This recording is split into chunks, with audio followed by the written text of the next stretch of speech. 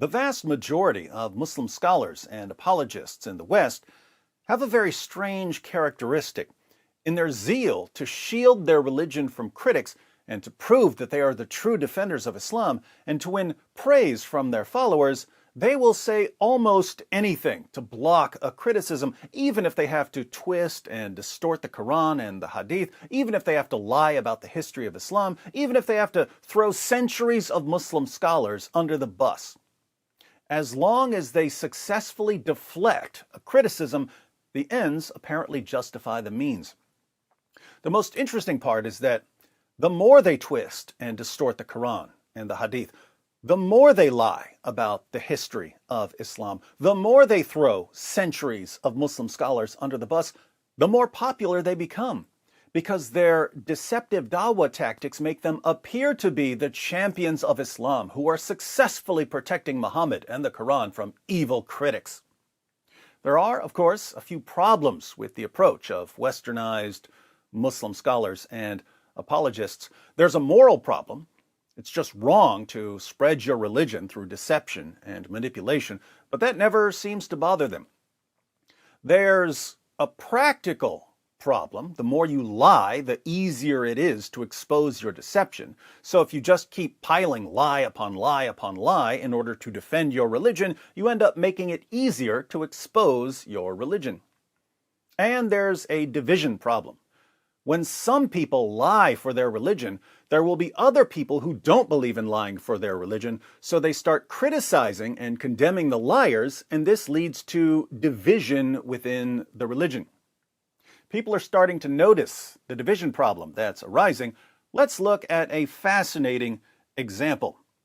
A Muslim named Muhammad was on Twitter criticizing Mansour for exposing the lies of Sheikh Uthman ibn Farouk.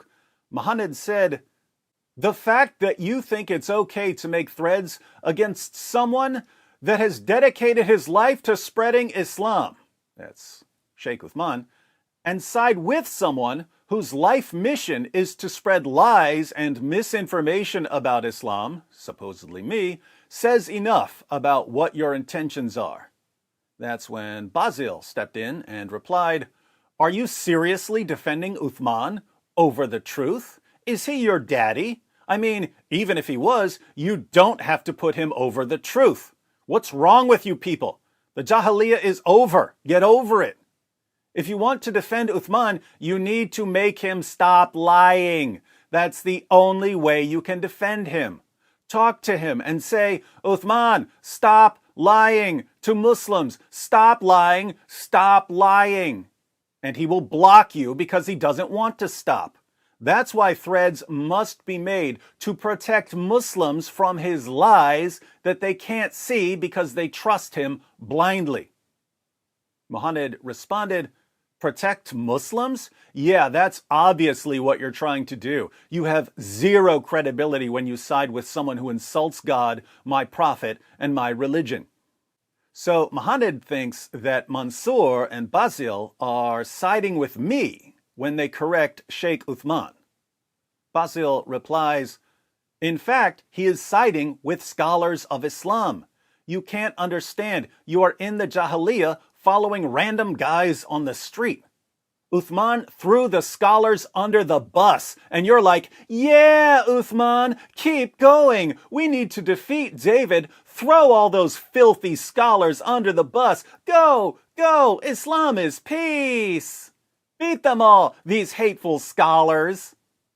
This is actually a really good description of the entire Ummah in the West. They're so desperate to answer critics of Islam that they will cheer for people like Sheikh Uthman, even though Sheikh Uthman is destroying Islam from within. He's obliterating orthodox Islam and building a shrine to himself.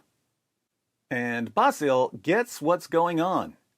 When David forces you to throw all the scholars of Islam under the bus, well, he has won. He defeated you. You have been humiliated by a single man who managed to destroy the scholarship with only a few words. David is impressive. Notice the different perspectives here. Mohammed says that people like Mansour are hurting Islam by siding with me against da'is like Sheikh Uthman. Basil says that people like Sheikh Uthman are inadvertently helping me destroy Islam by throwing Islam's greatest scholars under the bus. In other words, both sides are accusing the other side of being on my side. Mansour agrees with Basil. He says, this sums it up.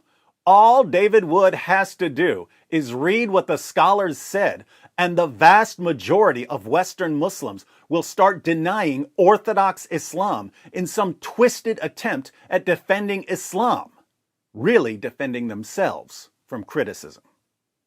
Now that's interesting. According to Mansour, all I have to do is keep quoting Muslim sources and scholars to people like Sheikh Uthman and other westernized Muslim apologists.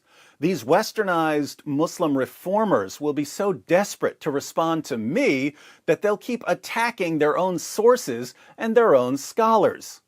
They'll be attacking Orthodox Islam. And their followers, who have no clue what's in their sources or what their scholars say, will agree with their westernized apologists because their westernized apologists are supposedly protecting Islam from critics like me. So according to Mansour, all I need to do is keep quoting Muslim sources to Muslim apologists, and they will destroy Islam for me.